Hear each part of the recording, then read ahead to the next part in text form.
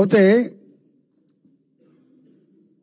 2 లక్షల కోట్ల రూపాయల వరకు 2 లక్షల రూపాయల వరకు రుణమాఫీ చేస్తా అంటాడు. సాధ్యమైద్దా అని అడిగినాను.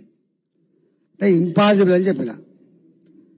వాడు దేశాన్ని పాలించినోడు, ఇంత అనుభవం ఉన్నోడు, ఇట్లా హామీ ఇస్తున్నప్పుడు నువ్వేందా కొత్త సూత్రం చెప్తున్నాను అని అడిగాడు.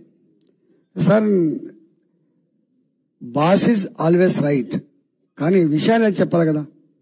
ఆర్థిక మంత్రిగా ఇక్కడ ఏముందో నీకు చెప్పకపోతే నష్టమైంది కదా అని చెప్పి నేను మళ్ళీ ఒకసారి కన్విన్స్ చేసే ప్రయత్నం చేశాను.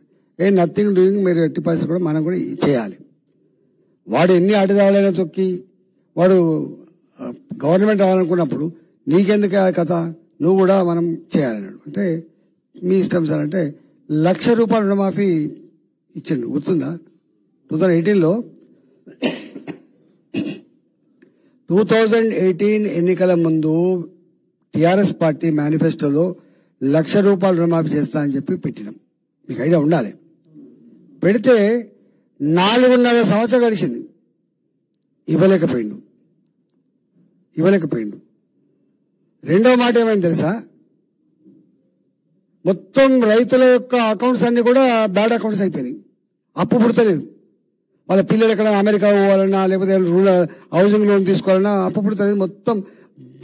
మొత్తం భారతదేశంలో ఎగవేతకు పాల్పడ్డ రైతులు ఎక్కడ ఉన్నారంటే తెలంగాణలో ఉన్నారు. ఇది వచ్చింది.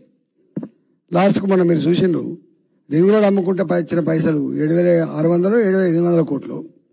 తర్వాత హైటెక్ సిటీ దగ్గర 100 కోట్లకి ఎకరం చొప్పున అమ్మితే ఆ పైసలు ఇవన్నీ తీసుకొచ్చి బ్యాంకులో చెల్లిస్తే అసలు తీరలే, వడ్డీకే సరిపోయింది.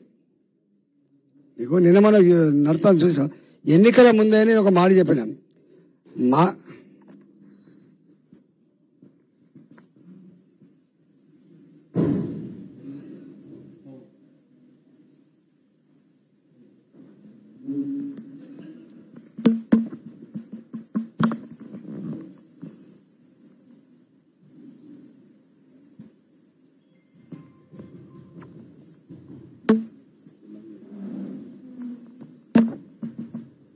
ఎందుకు చెప్తున్నా మీకంటే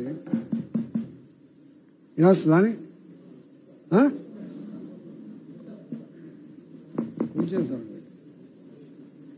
అంటే 1 లక్ష మాట మాట్లాడితే నంబర్ 1 స్టేట్ అని చెప్పే ముఖ్యమంత్రి, సంపద కొదలైన ముఖ్యమంత్రి, మొత్తం దేశంలో దూసుకోబోతుంది రాకెట్ వేగంతో అన్న ముఖ్యమంత్రి, ట్యాక్స్ కలెక్షన్ లో నంబర్ 1 స్టేట్ ముఖ్యమంత్రి ఎందుకో చేయలేకపోయిండు.